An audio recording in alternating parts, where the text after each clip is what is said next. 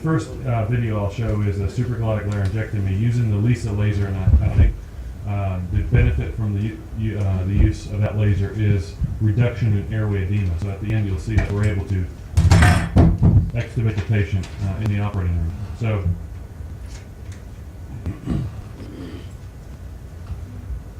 this is a T2 or maybe an early T3 lesion with minimal preepiglottic space involvement. You see the blade. This is a different blade that was used yesterday, but the blade is placed within the vallecula, lifting the base of tongue and exposing the supraglottis. So the LISA laser is used to make the initial cuts up into the preepiglottic space. This can be carried as high as far anterior as the hyoid bone, and it can be brought all the way down to the superior edge of the thyroid cartilage. I like to perform an en bloc resection, as I said earlier. And so what we have in this case is, unlike the TLM procedure where you only have really one instrument in your field, we have 4 instruments in the field. My assistant has a suction and also some retractor in another hand. I have a Maryland dissector here. Let me move that off. A Maryland dissector here. You see the epiglottis being pushed down, and then I'm using the LISA laser. Again, this is a near contact fiber, and it has good hemostasis qualities with coagulation, but very little heat generation, and so the edema is minimal. If we do encounter vessels during the procedure, it's very easy to apply hemoclips. I use the laryngoscopy clip appliers, the single clip appliers that are shaped to the left or to the right, and my assistant can pass them transorally by using the monitor.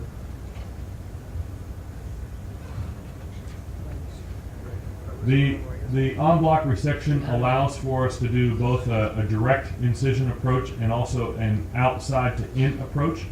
And so here's removal of the tumor in the epiglottis. And now I'm coming back and I'm excising margins from the patient. The specimen was oriented in symptopathology. And I'm coming in now and taking margins from the periglottic space. These are the false folds that are being resected here.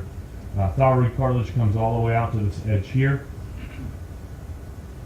There's a little bit of a spot of some sort of condensation on the scope, and so it does block the view, but the surgeon has a binocular camera, so I'm able to proceed.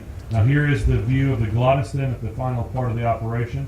You've got your laser tube here, and you've got the cords, and you see this resection was carried all the way then into the ventricle on either side. And so it's a full supraglottic laryngectomy, remaining only with the arytenoids and the true cords on either side. We have edema of these cords. I can't tell you with this patient, if I left the patient intubated, I don't remember exactly the case for this specific patient. But typically, when I do use the laser, it's unnecessary to leave the patient intubated. I have a supraglottic laryngectomy where I use a bovie.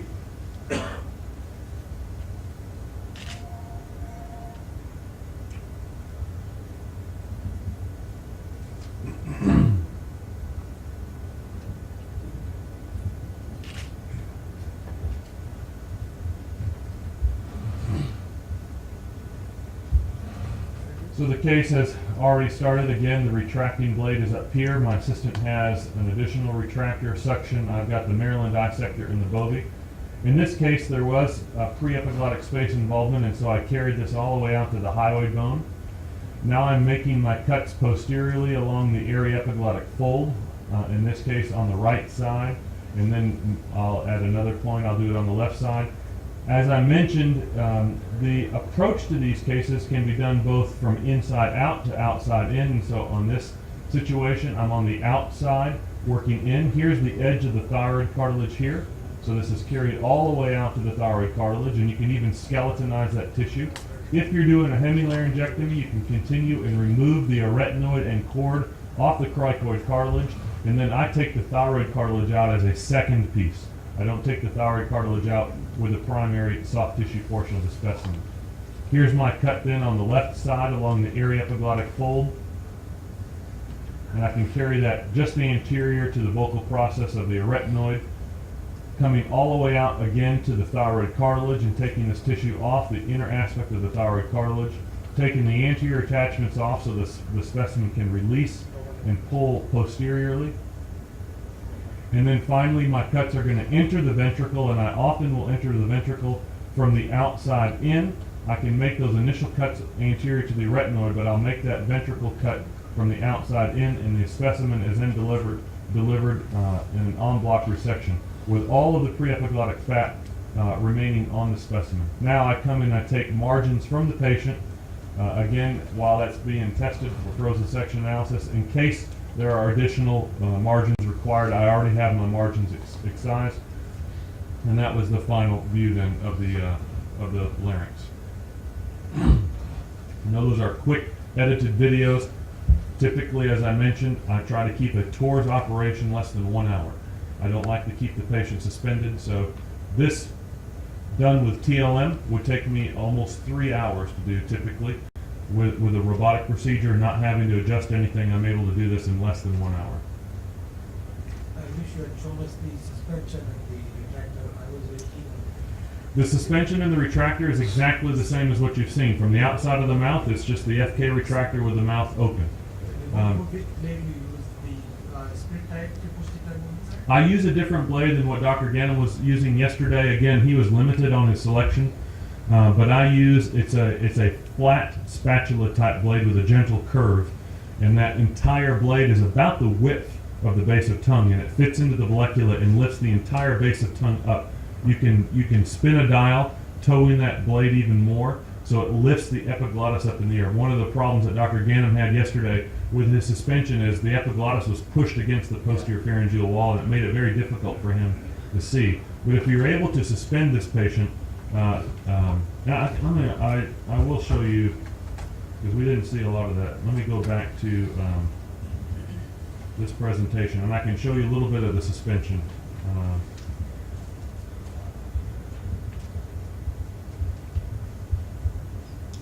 So I suspend the patient on a bar. This is the Karl Storz laryngoscopy suspension system.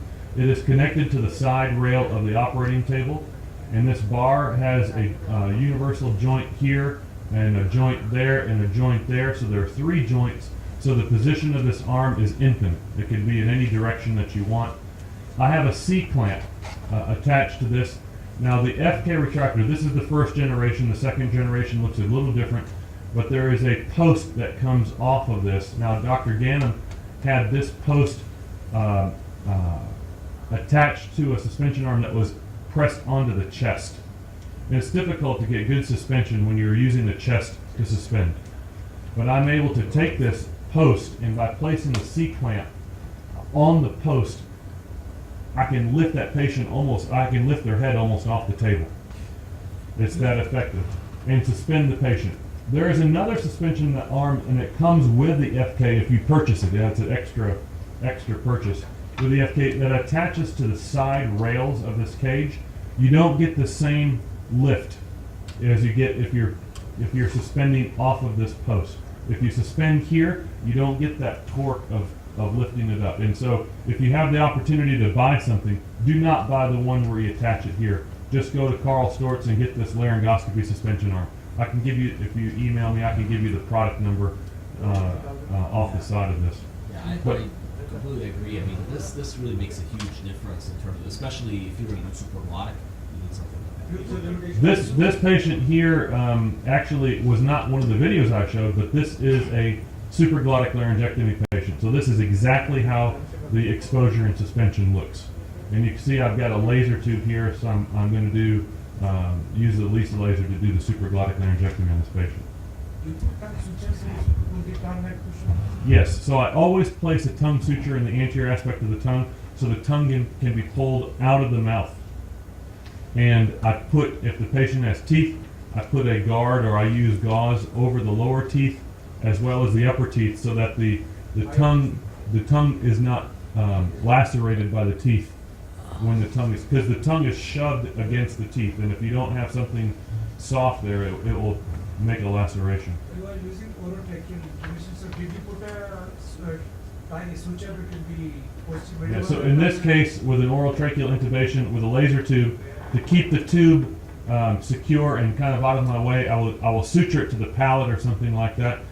But if you, in the video I showed with the sleep apnea, I've gotten away from this. I do nasal tracheal intubation and I cover the tube with a cottonoid now. So I protect the tube that way. So I don't have to suture the tube anymore. The tube is out of my way. Yeah. So this patient has a T2 right base of tongue tumor. And so again, the patient is suspended in a similar fashion with the FK retractor, except there's a notch cut out of the FK retractor on the right side that allows for the prolapse of the right base of tongue into the field.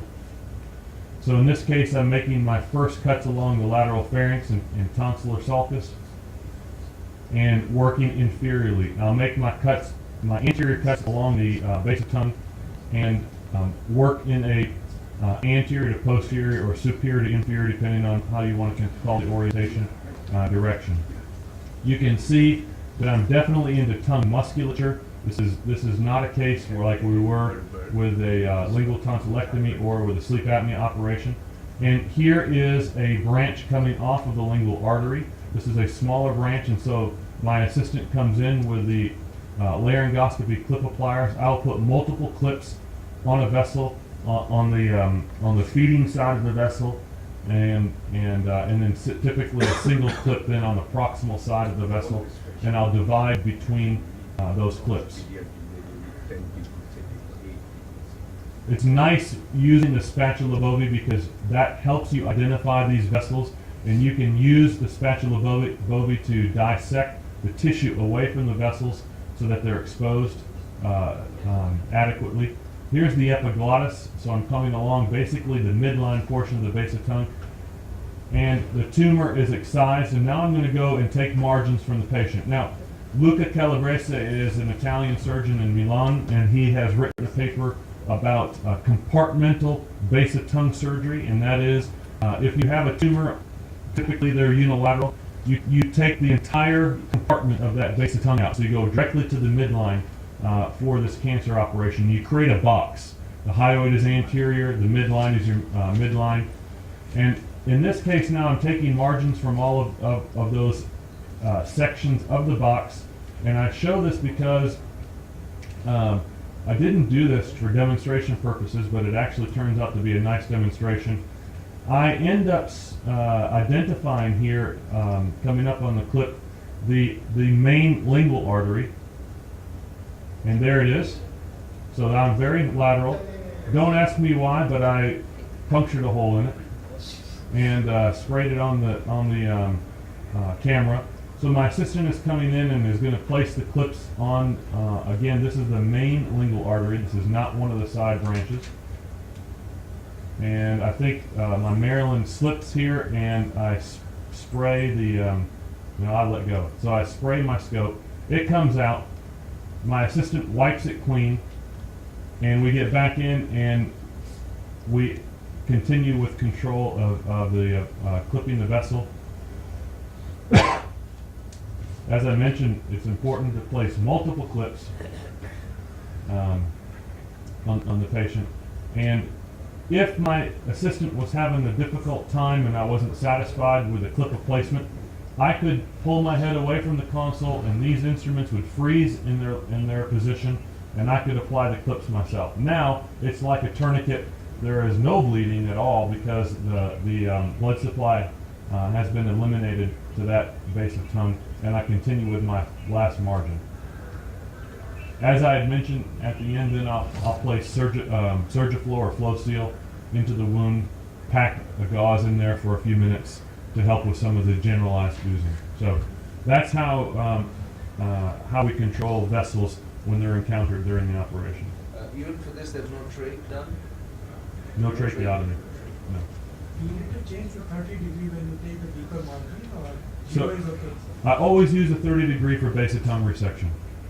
0 degree for radical tonsil, 30 degree for base of tongue and for supraglottic laryngectomy.